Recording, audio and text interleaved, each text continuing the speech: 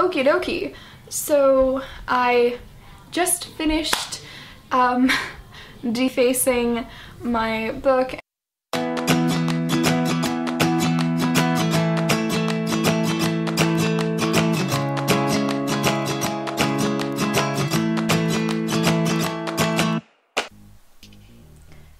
So I started out by going onto Google Images and finding stencils for what I wanted to paint just by typing in keywords like mountain, Feyre, different things like that, and finding a galaxy painting that I liked to use for inspiration. Then I cut out the stencils and I was ready to go. Next, I came in with some blues, whites, and blacks and experimented to see which colors I wanted for my mountainscape to give it kind of a misty look. I then came in on the right-hand side of my book and just put in pure black and sort of mixed it with the blue a little bit to give it a bit of a shadow silhouette look, and came back over with my mountain colors and painted over Feyre.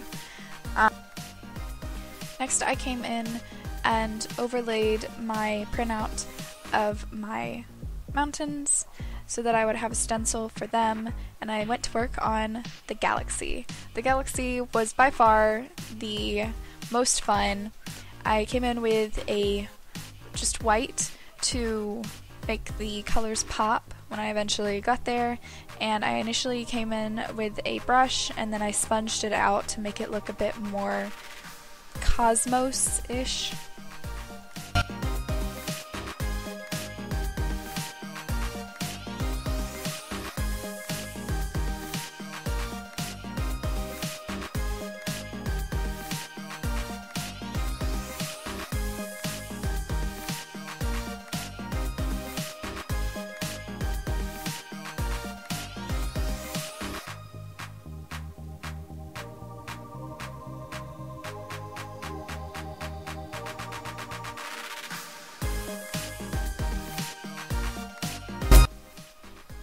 Then I went to work on the colors. I started with a simple red and blended it into the white a little bit to give me a lighter pink color, but I decided that it wasn't bright enough, so I decided to add a bit more and went along and added more and more pinks and reds and eventually an entire rainbow, and it kind of just got more and more fun as I went along.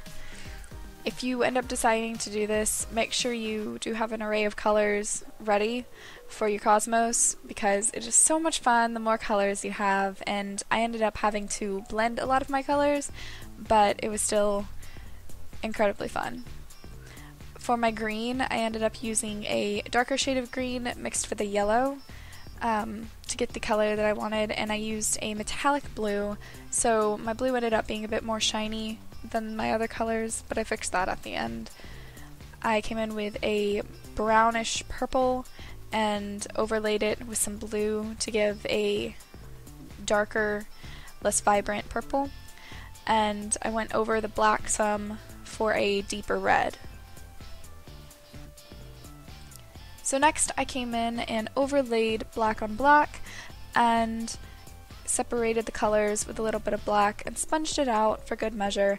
This really brought out some of the colors and gave the painting as a whole a bit of a darker tone.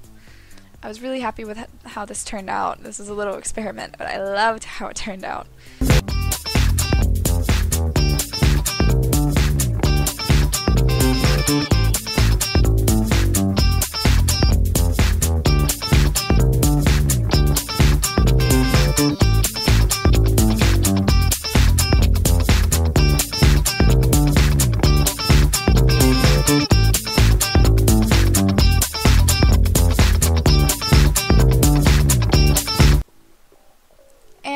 Finally, it was time to come in and add some stars. I dry brushed this, which means I got a completely dry brush, loaded it up with some paint, and went to town flicking white paint onto my book.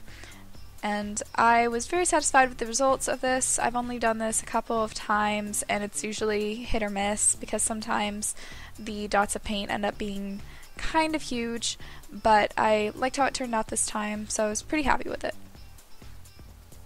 Lastly, I peeled off my mountains and my Feyre, which I did mostly off camera, and I will spare you guys from having to watch that because it took me forever. Not all the paint was dry. So my advice, if you are doing this, make sure the paint is dry before you put your overlays on.